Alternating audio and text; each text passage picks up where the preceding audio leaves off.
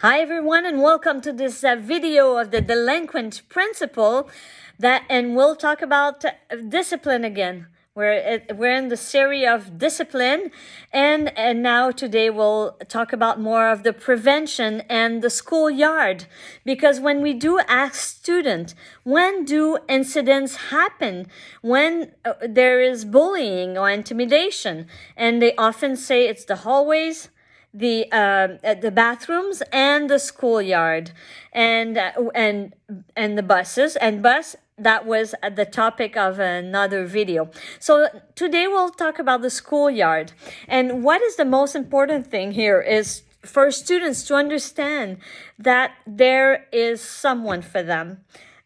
So we need to be visible. I remember to another school, they loved me, that I made them wear orange vest, and it was not the cutest, but we were visible for students. Now we're wearing suspenders, yellow, greenish suspenders, flashy suspenders, because what we want to know, well, we want students to see us and to know that we're there. So it is important that when an incident happens, they can look around right away and they see adults from far, especially in the winter with the winter coats and hats. It's easy to see, oops, there's an adult there. So and even as adults, to see if we see our colleagues, if there's anything that arises. So that's the first thing, to be visible, to tell the students that we're there. A second thing is I've divided my schoolyard in zones. So it is very important to give an adult a particular zone. So it's easier for them. They know where to go and they know where they have to intervene.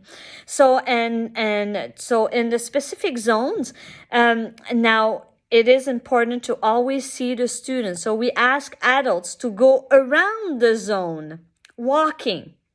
You don't want a bunch of teachers, adults discussing in a group. That's not what we want.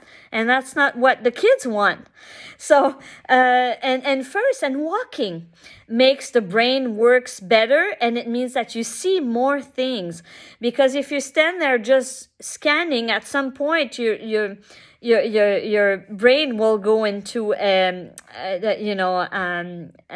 down. Will go to sleep. So it is important, and research has said that when you're walking, when you're in movement, your system, your brain works better, and you can see more things. You have to scan and walk around. First, it's going to go faster. Second, it's good for your health. And third, you can see more things, because we want to prevent things. We want to intervene after, but first, if we do prevent quite a few incidents, we'll have to intervene with less. So when you walk around, you have to walk, not stay in the middle of your zone and turn around, because that means that you always have kids behind you. What you want to do is to walk around the zone to make sure that you always see the students in your zone. You always want to face them, to watch them. So that's so walking around the zones. And now you need to prevent, if you see a group of students, it means that there's something going on. They might be talking about their weekend though, and if they do, you'll walk around, they'll continue their discussion, and you can even jump into their discussions and create attachment. We've discussed about that. But also, if they do disperse, when you walk towards them, they'll gather somewhere else. You keep following them, and at some point you'll figure things out, and you can ask some questions. So group of students walking towards a group of students is one way to prevent incidents. And the second thing is always to go see students who are alone. Sometimes they want to be alone, they need a break, but maybe something has just happened, or they're afraid, or so it is important that they feel that someone is there for them, and at least just asking them if they are fine, if they need a friend, if something happened.